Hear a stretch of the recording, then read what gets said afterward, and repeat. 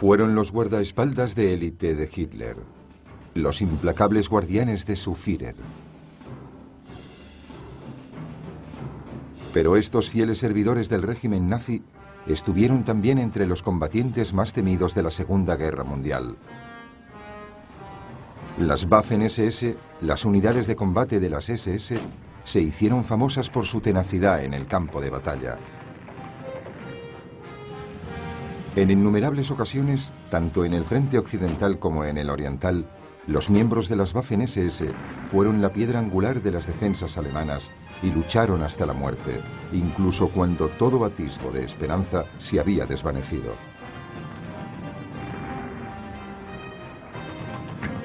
Sus enemigos les respetaban por su fanático valor, pero también les temían por su crueldad. Los supervivientes de las Waffen-SS insisten en que solo eran soldados que cumplían con su deber. Es gingen wohl Gerüchte es gibt KZs und das war auch allgemein bekannt.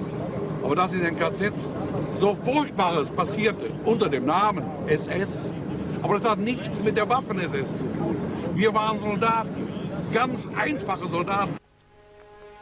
Es cierto que muchos de los terribles crímenes que hicieron conocido el nombre de las SS fueron llevados a cabo por otras secciones de la organización, la Gestapo, los guardias de los campos de concentración y los grupos de exterminio. Pero lo que no se puede negar es que las Waffen-SS fueron responsables de algunas de las atrocidades más espantosas de la guerra. Una de las más conocidas fue la total destrucción del pueblo francés de Oradour y la masacre de 648 de sus habitantes en junio de 1944. Aún así, incluso en la actualidad, hay excombatientes que se niegan a aceptar que ocurrieran dichas atrocidades. Ich weiß aus meiner Dienstzeit, und ich war den gesamten Krieg über bei der Waffen-SS, ich weiß von keinem Kriegsverbrechen. ¿Quiénes eran esos hombres capaces de actos tan extraordinarios, tanto de heroicidad como de barbarie? Los orígenes de esa fuerza de combate de élite de la Segunda Guerra Mundial se remontan a los primeros días del partido nazi en los años 20. Alemania pagaba entonces el precio de su derrota en 1918. La República Democrática de Weimar forcejeaba con los efectos de los duros términos de la paz impuesta por los aliados victoriosos. El pago de las grandes reparaciones de la guerra había afectado la economía de Alemania y había causado una enorme inflación y un desempleo generalizado. La gente se desplazaba hacia los extremos políticos, los comunistas a un lado y los nazis de Adolf Hitler al otro. Los enfrentamientos se volvieron frecuentes. En 1922, los nazis formaron la Sturmabteilung, la unidad de la tormenta o SA, para proteger a sus portavoces durante los mítines. Rápidamente se les empezó a conocer como los camisas pardas por el color de su uniforme. Al año siguiente, Ernst Röhm, el líder de la unidad, formó una unidad especial para proteger al propio Hitler. Esta unidad era fácilmente identificable por las gorras negras que llevaban sus miembros. Gradualmente se fue independizando de los camisas pardas y tomó el título de Schutzstaffel, la escuadrilla de protección o SS. Adoptaron un uniforme completamente negro. En 1929, el aparentemente afable pero implacable Heinrich Himmler, uno de los camaradas más cercanos de Hitler, se convirtió en el jefe de las SS. Seguían siendo una unidad pequeña comparada con los camisas pardas, que entonces contaban con unos 60.000 miembros. Himmler destacaba las diferencias entre las SS y la SA. Veía a esta última como una fuerza masiva paramilitar, mientras que las SS eran un cuerpo de élite, parte integral del partido nazi. Himmler empezó a incrementar la base de poder de las SS, haciéndose con los departamentos de inteligencia y asuntos raciales del partido nazi. Poco después de que Hitler se convirtiera en canciller de Alemania en enero de 1933, las SS consiguieron nuevos cargos muy significativos. Suministraron los guardias para el nuevo campo de concentración inaugurado en Dachau, en las afueras de Múnich. Al final, eso conduciría a su infame papel como principales perpetradores del exterminio de los judíos.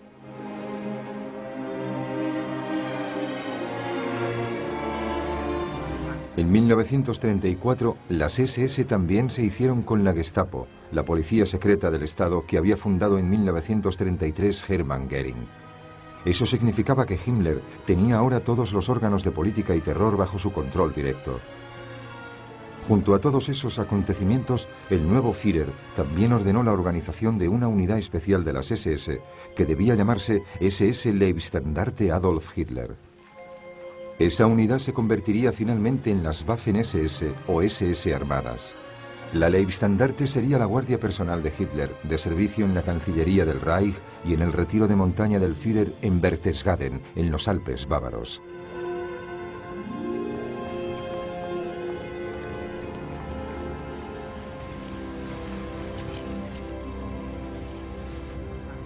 Sepp Dietrich, un sargento mayor de la Primera Guerra Mundial, directo y franco, que había pasado a formar parte del círculo más íntimo de Hitler, fue elegido para dirigir la Leibstandarte.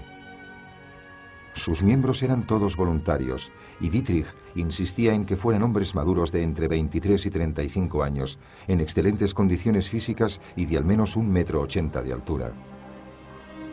Los interesados también debían demostrar que sus ancestros eran arios puros, sin ninguna gota de sangre judía. De acuerdo con la creencia de Himmler de que las SS eran una élite dentro del partido nazi, los reclutas de las Waffen-SS eran adoctrinados en la ideología nazi y en la creencia de que formaban parte de una raza superior. Eso constituía el núcleo de su crueldad exhibido por las Waffen-SS en el campo de batalla. Se alojaban en un edificio del barrio berlinés de Lichterfelde, que con el Kaiser había sido una de las principales escuelas de cadetes de Alemania. El entrenamiento militar lo proporcionaba principalmente el ejército. Los ejercicios físicos y de campo jugaban un papel muy importante. Pero la Leibstandarte se enorgullecía de su cantidad de integrantes y de su instrucción.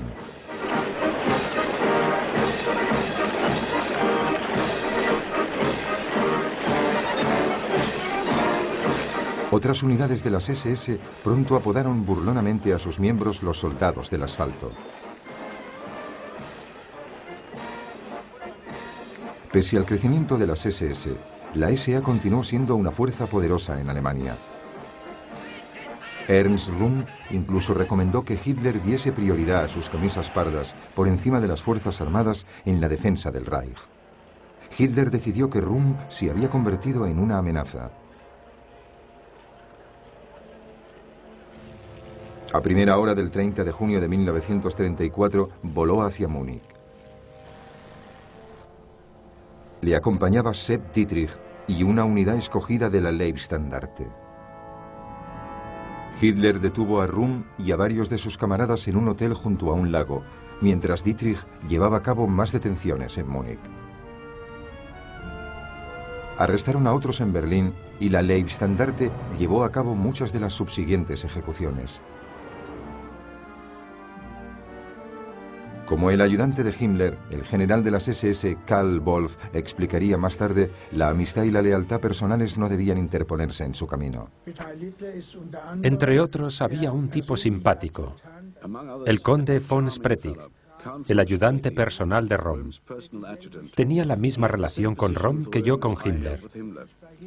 Murió con las palabras Heil Hitler en sus labios. Éramos buenos amigos. A menudo comíamos juntos en Berlín. Levantó su mano en un saludo nazi y dijo: Heil Hitler. Amo a Alemania. La crueldad de la Leibstandarte y su total lealtad hacia Hitler quedaba demostrada. Su recompensa no tardaría mucho en llegar.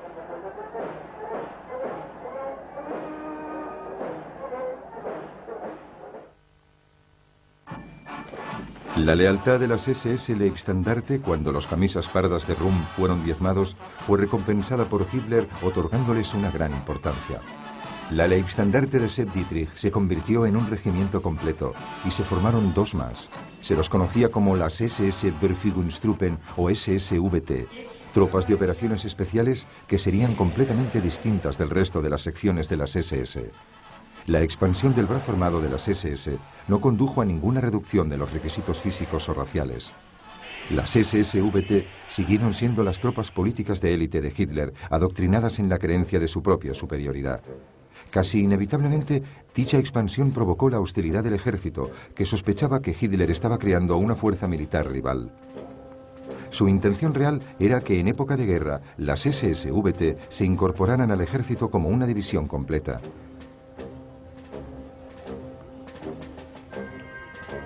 El ejército se resistió a ello, negándose a proporcionarle a las SSVT la artillería necesaria y cualquier otra ayuda para que actuase como una división.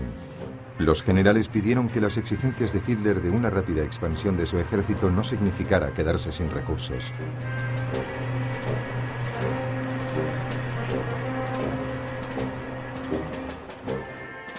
Sin embargo, el ejército ayudó a las SSVT con su entrenamiento. También permitió el traslado de ciertos oficiales para mejorar la eficacia militar de las SSVT. El muy experimentado Paul Hauser se convirtió en el jefe del cuerpo de inspectores de las Waffen-SS.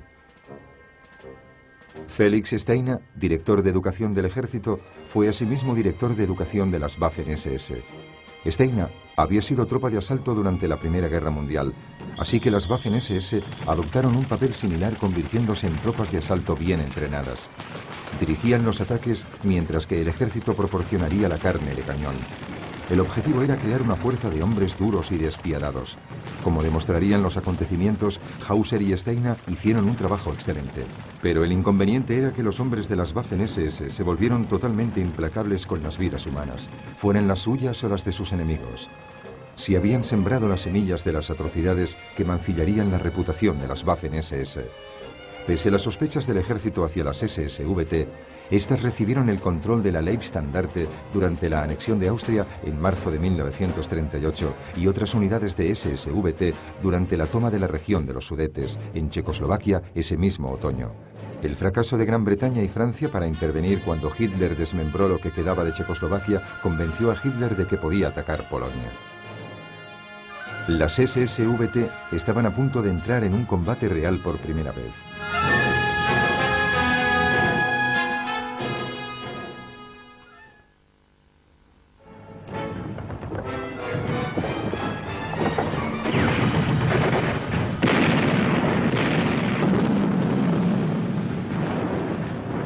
Las SSVT lucharon en la campaña polaca como regimientos de infantería motorizada independientes.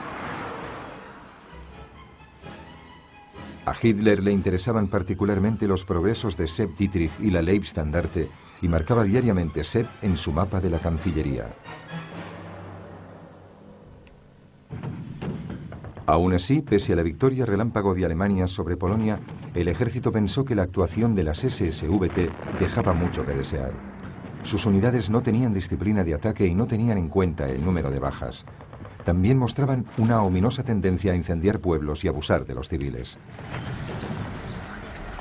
En defensa de sus hombres, Himmler afirmó que hubieran podido actuar mejor de haber estado concentrados en una sola formación, en lugar de combatir bajo el mando de comandantes del ejército, a los que no conocían. Hitler aceptó permitirles una mayor expansión, pero insistió en que las nuevas unidades quedaran bajo el control operacional del ejército. Mientras la Leibstandarte siguió siendo un regimiento independiente, los demás se unieron en una división independiente. Se creó una segunda división con voluntarios de la policía y una tercera de las unidades creadas originalmente para vigilar los campos de concentración nazis. A esa se la conocía como la división SS Totenkopf o Calavera. Su comandante, Theodor Eicke, había estado a cargo de Dachau y era famoso por su crueldad.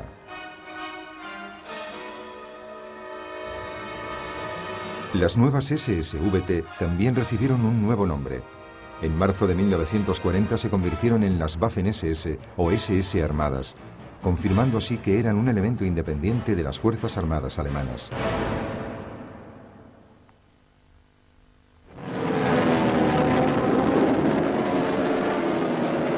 El 10 de mayo de 1940 Hitler lanzó su esperado ataque hacia el oeste. Las SS Leibstandarte y un segundo regimiento de SS encabezaron la invasión de Holanda. Simultáneamente se lanzaron fuerzas aéreas para capturar los campos aéreos holandeses. Durante la campaña de 5 días, la Leibstandarte se unió con las fuerzas aéreas tras una serie de enfrentamientos con las tropas holandesas.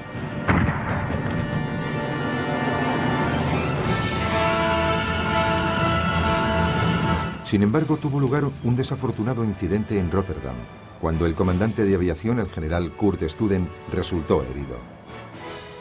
Este sospechaba que el tirador había sido un miembro de las SS de gatillo fácil, aunque la Leibstandarte lo negó repetidamente. Las Waffen-SS no tomaron parte en el ataque de los Panzers en las Ardenas y el río Mosa.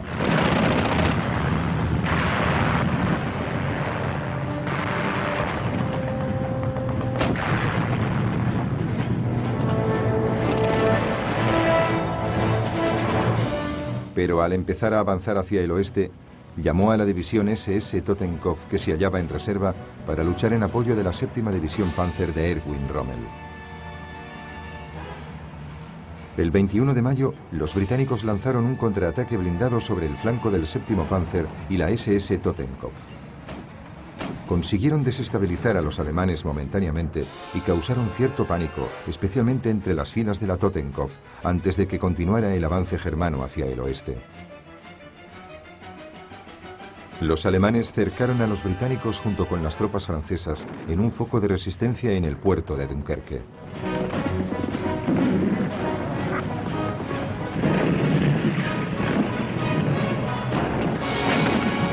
La SS Leibstandarte se unió a la lucha para reducir el perímetro. Encontraron una dura resistencia británica, especialmente en el pueblo de Bournemouth. El propio Dietrich fue atacado en su vehículo y tuvo que pasar unas horas bajo el fuego escondido en una zanja. Hasta la caída de la noche no pudieron hacerse con el pueblo.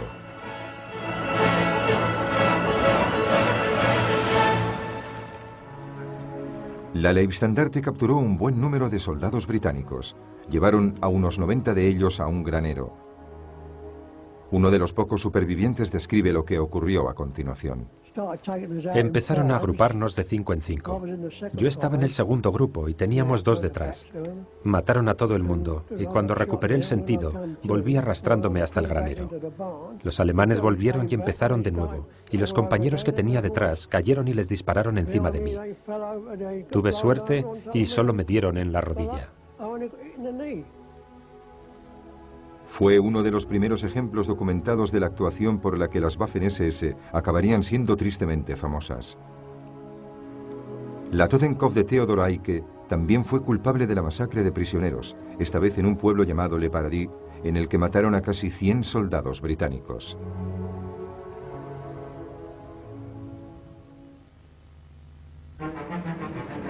Para celebrar su victoria en el oeste, Hitler dio un discurso triunfal en la Ópera Kroll de Berlín el 19 de julio. En él destacó especialmente la labor de las Waffen-SS.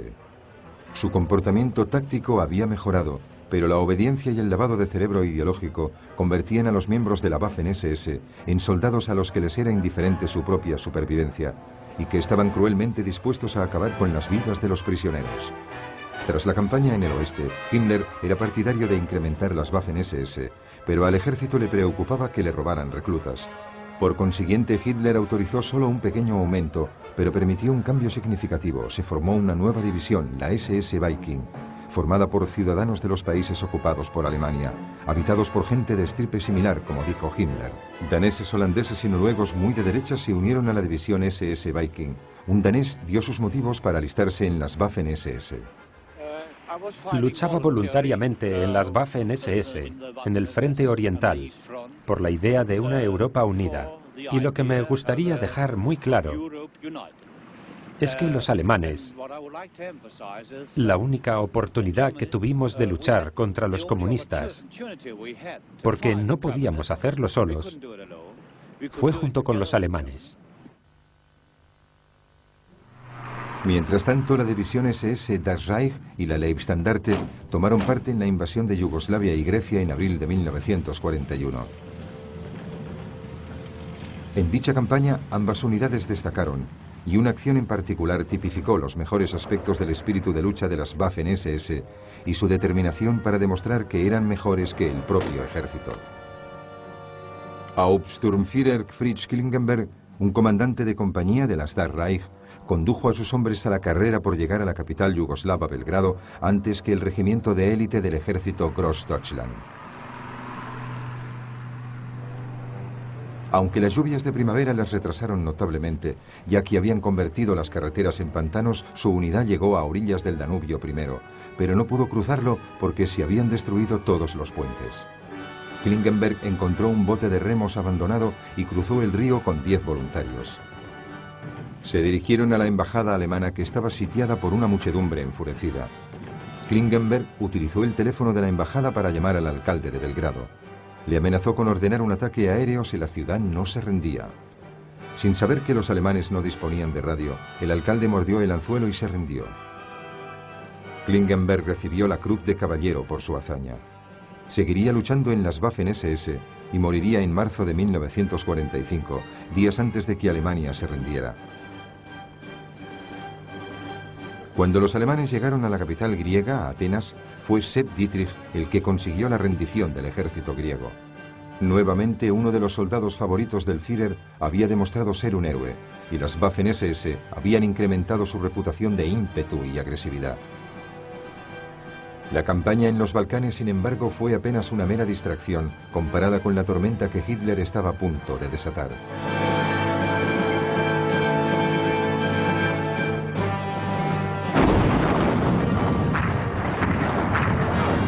El 22 de junio de 1941 lanzó la Operación Barbarroja, la invasión de la Rusia soviética.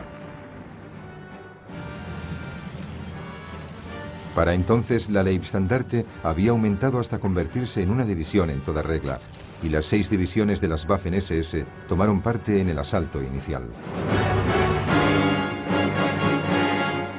Fue entonces cuando entró en juego la ideología. Los hombres de las Waffen-SS estaban imbuidos de la firme creencia de que los rusos eran subhumanos y de que su cruzada iba a salvar la civilización occidental. Eso les dio a las Waffen-SS una nueva y cruel determinación para conseguir la victoria a cualquier precio.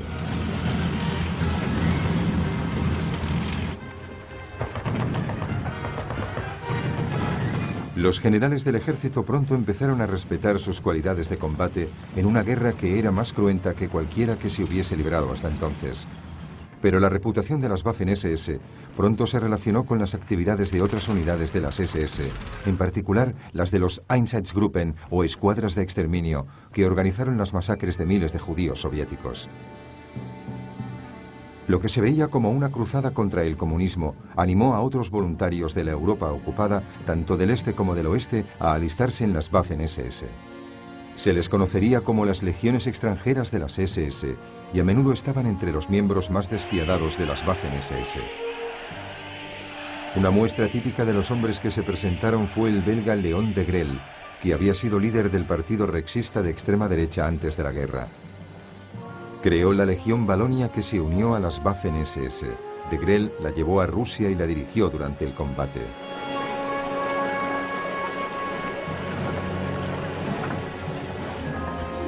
Hitler lo condecoró personalmente con la Cruz de Caballero y se cuenta que dijo: «Si hubiera tenido un hijo, me habría gustado que fuera como tú».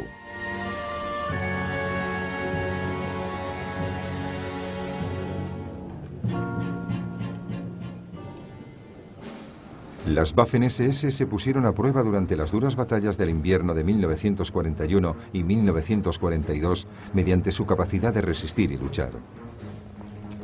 Esa primavera, 3 divisiones, la Leibstandarte, la Totenkopf y la Das Reich, se retiraron hacia el oeste para rearmarse y convertirse en las divisiones de granaderos Panzer con la incorporación de tanques.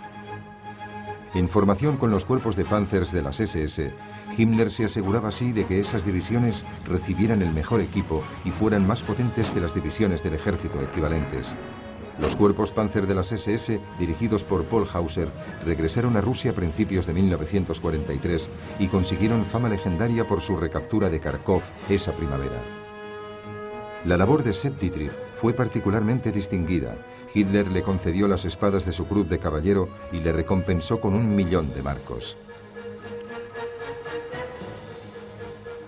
Para entonces, las Waffen-SS se habían convertido en una formidable fuerza de combate, famosa por estar dispuesta a luchar hasta la muerte. Los comandantes del ejército las utilizaban como brigada de ataque. Enviaban las divisiones a los puntos más críticos del campo de batalla, con la confianza de que los soldados de las SS inclinarían la balanza a su favor. Mientras que la obediencia ciega seguía siendo la piedra angular de las Waffen-SS, las relaciones entre los oficiales y los hombres eran menos formales que en el ejército, con mucho más énfasis en el respeto mutuo. Pero la crueldad que caracterizaba a estos soldados de Hitler se volvió cada vez más evidente. No daban cuartel en las batallas más duras del frente oriental. A su vez, los hombres de las Waffen-SS sabían que podían esperar poca piedad si los rusos los capturaban. Eso aumentaba su determinación a no rendirse jamás mientras la masacre continuaba. No hubo ninguna unidad de las Waffen-SS involucrada en el desastre de Stalingrado a principios de 1943, cuando un ejército alemán completo quedó rodeado y fue obligado a rendirse.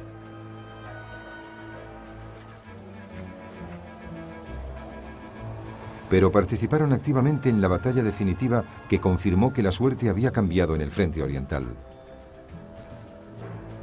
En julio de 1943, los alemanes lanzaron una gran ofensiva con el fin de hacerse con el enorme saliente de Kursk.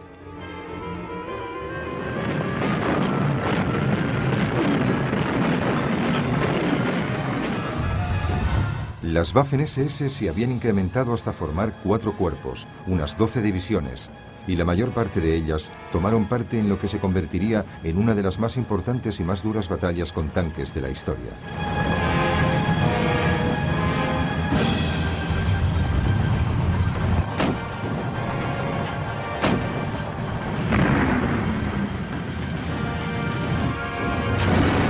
Tras una semana de una resistencia rusa cada vez más tenaz, Hitler se vio obligado a detener el ataque. A partir de entonces, los alemanes no tuvieron más remedio que ponerse a la defensiva, mientras la apisonadora del Ejército Rojo iniciaba la liberación del oeste de Rusia. Las divisiones de las SS volvieron a ser la piedra angular de la defensa alemana. Una y otra vez contraatacaron y rompieron las líneas enemigas, mientras las ofensivas rusas avanzaban cada vez más hacia el oeste. Pero Hitler se daba cuenta de que los aliados eran una amenaza cada vez mayor para Alemania en Occidente. Italia había sido invadida y las fuerzas angloamericanas se estaban preparando en Gran Bretaña. Un desembarco aliado en Francia era inevitable y pronto supondría nuevos retos para las Waffen-SS. Durante la primavera de 1944, las fuerzas alemanas en Francia y los Países Bajos esperaban el asalto angloamericano. Tras las armas situadas en la costa y los obstáculos de la playa del muy aclamado muro atlántico de Hitler y las divisiones de infantería que lo vigilaban, se desplegaron además 11 divisiones Panzer y de granaderos Panzer.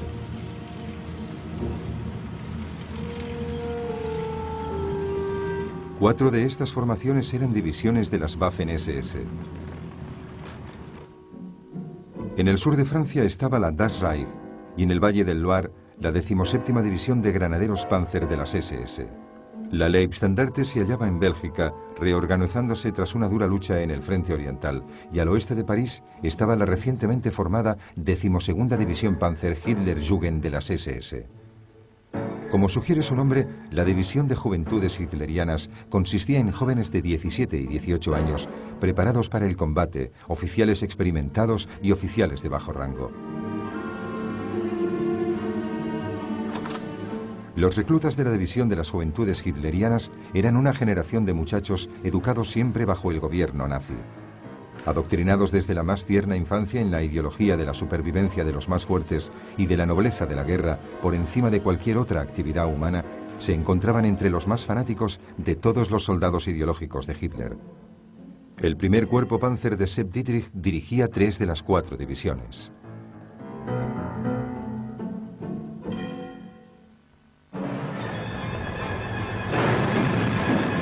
Cuando los aliados desembarcaron en Normandía el día D, el 6 de junio, solo una división Panzer se hallaba cerca de las playas.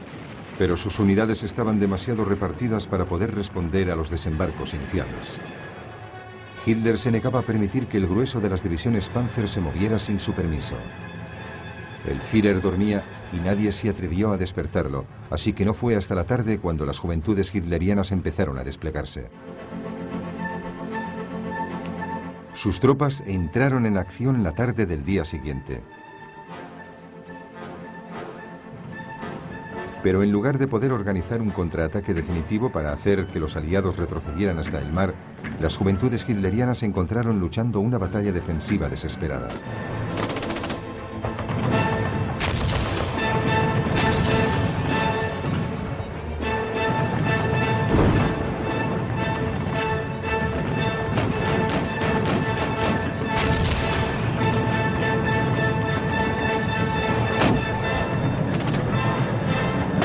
El 13 de junio, los británicos parecían listos para romper la línea alemana en la zona del pueblo de Villers-Bocage. Fue entonces cuando el teniente de las SS, Michael Wittmann, que ya se había ganado la Cruz de Caballero en Rusia, realizó una gesta que se convirtió en una leyenda del estilo de combate de las Waffen-SS. Wittmann supervisaba el necesario mantenimiento de sus 5 tanques Tiger en un bosque, cuando de repente divisó una columna de vehículos británicos que circulaban por la carretera hacia la colina desde Villers-Bocage. Al ver que se habían detenido, Wittmann subió a su tanque y cargó contra la columna, disparando mientras se acercaba.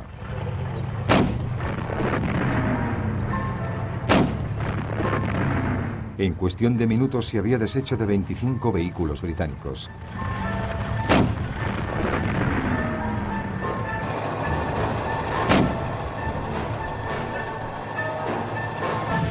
Wittmann atacó el pueblo y fue solo entonces cuando su Tiger fue alcanzado por un tanque Cromwell británico que le disparó desde corta distancia.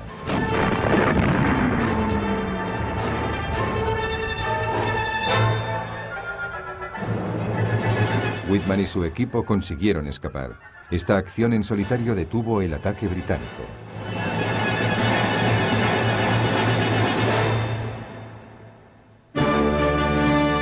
Mientras tanto, las juventudes hitlerianas participaron en la tenaz defensa de la ciudad de Caen. Una y otra vez frustraron los esfuerzos británicos y canadienses de romper sus líneas.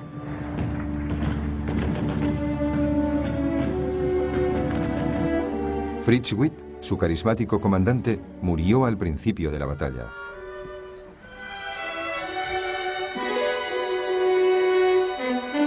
Su lugar lo ocupó Kurt Meyer, un miembro fundador de la Leibstandarte, conocido como Panzer Meyer, por sus impresionantes gestas en Grecia y Rusia.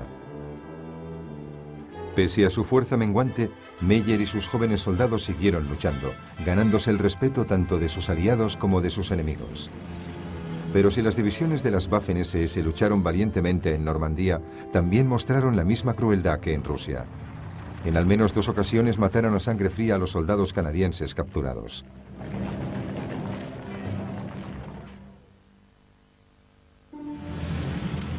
La división Panzer Das Reich de las SS cometió una atrocidad aún peor durante su traslado a Normandía desde el sur de Francia.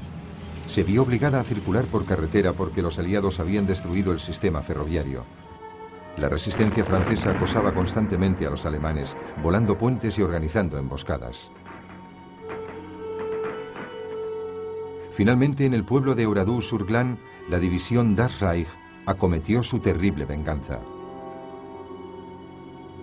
Las tropas de las Waffen-SS reunieron a los habitantes del pueblo e incendiaron sus casas.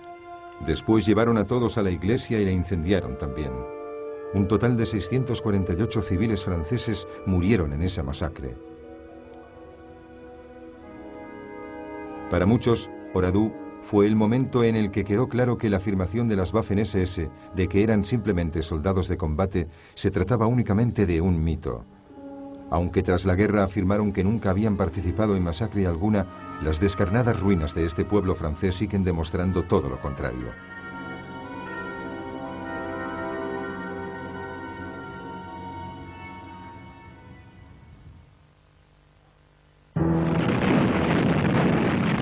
Aunque otro cuerpo de Panzer de las SS llegó a Normandía, los alemanes no aguantaron la implacable presión aliada.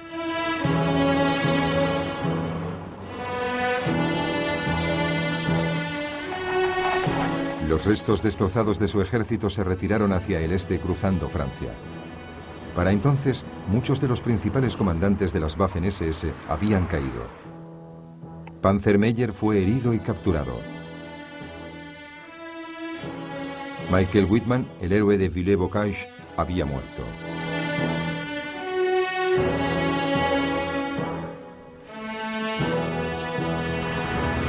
Solo las precarias líneas de suministro aliadas evitaron que la retirada alemana se convirtiera en una derrota aplastante. A finales de la primera semana de septiembre, el avance aliado prácticamente se había detenido.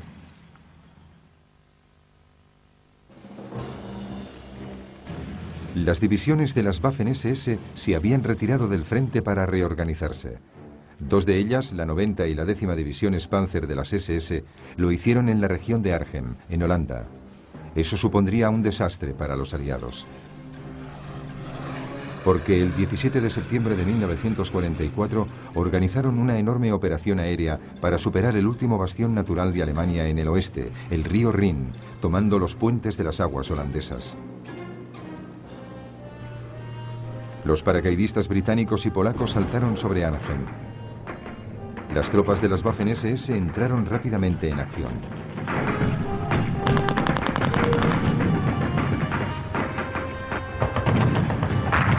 En el duro enfrentamiento que se desarrolló durante una semana, gradualmente fueron cerrando el cerco alrededor de los paracaidistas en la batalla, obligándoles finalmente a rendirse. Para entonces, Hitler estaba preparando su propia y arriesgada apuesta contra los aliados occidentales. Fue una contraofensiva masiva en el oeste a través de la región de las Ardenas, en Bélgica, concebida para separar a los británicos de los estadounidenses. Encabezando el ataque irían dos ejércitos Panzer, uno de ellos dirigido por Sepp Dietrich, formados en gran parte por divisiones de las Waffen-SS. La ofensiva se inició el 16 de diciembre de 1944.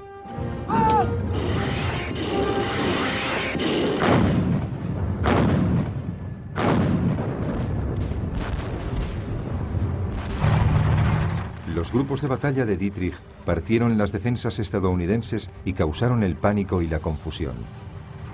Pero era mucho más difícil entrar en las Ardenas, con sus colinas y sus bosques, en diciembre de 1944 de lo que había sido en mayo de 1940. Tras los primeros días, el tiempo mejoró y las fuerzas aéreas aliadas empezaron a provocar el caos. En unas condiciones cada vez más difíciles, el avance alemán se ralentizó y fueron deteniéndose un grupo de batalla tras otro. Fue entonces cuando el peor aspecto de las Waffen-SS volvió a ser evidente. Joachim Peiper, uno de los jóvenes oficiales más fanáticos y agresivos, estaba al mando del grupo de batalla que avanzaba más al oeste. Dejó un rastro de masacres a su paso. Los hombres de Peiper asesinaron a civiles belgas desarmados. Cerca del pueblo de Malmedy, emboscaron a un batallón de artillería de observación estadounidense que pensaba que estaba en territorio amigo.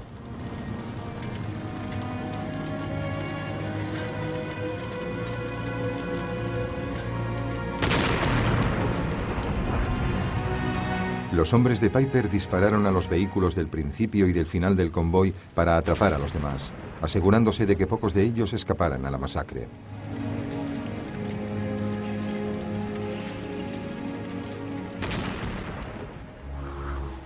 Muchos de los estadounidenses prisioneros fueron llevados a un campo donde les asesinaron a sangre fría.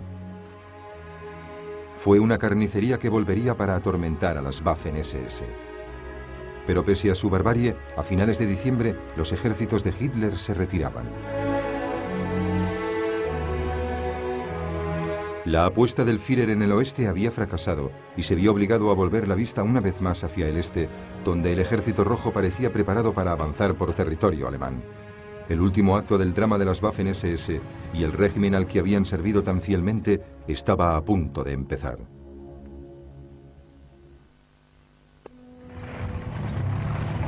A principios de 1945, el ejército rojo se preparó para el asalto que les llevaría hasta el Reich nazi. Hitler ordenó a Sepp Dietrich que desplazara su ejército hacia Hungría para dirigir una ofensiva y recapturar los campos de petróleo cercanos al lago Balatón.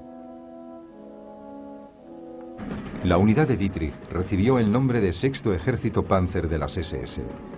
La ambición de Himmler de que las Waffen-SS luchasen bajo su propio mando al fin se había hecho realidad. La ofensiva final alemana en el este tuvo lugar a principios de marzo de 1945. El ejército Panzer de las SS de Dietrich y el Sexto Ejército Alemán, que también participaba, lucharon por avanzar entre la nieve y el barro contra una resistencia rusa cada vez mayor.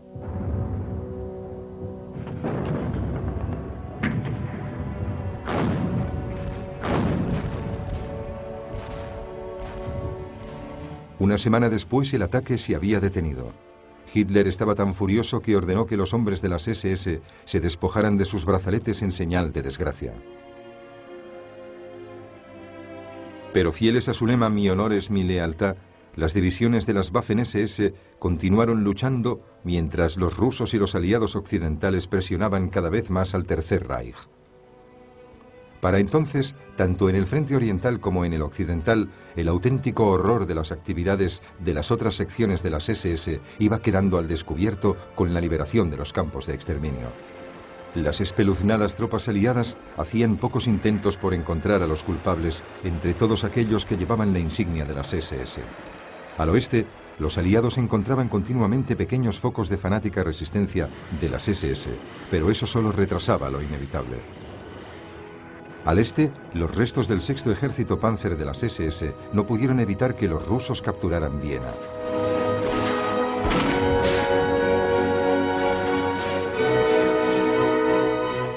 Solo quedaba el premio final, Berlín. El asalto ruso sobre la capital alemana empezó el 16 de abril. Al cabo de una semana, la lucha tenía lugar dentro de la propia ciudad. Entre los elementos que defendían Berlín estaban las tropas francesas y letonas de las SS.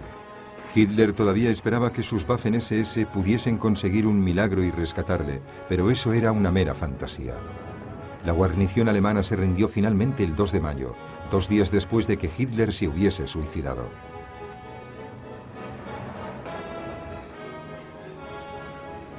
Temiendo poca piedad de los rusos, las formaciones de las SS y el ejército que todavía resistían corrieron a rendirse a los aliados occidentales. Varias divisiones de las SS llegaron a realizar formales desfiles de rendición como muestra de desafío.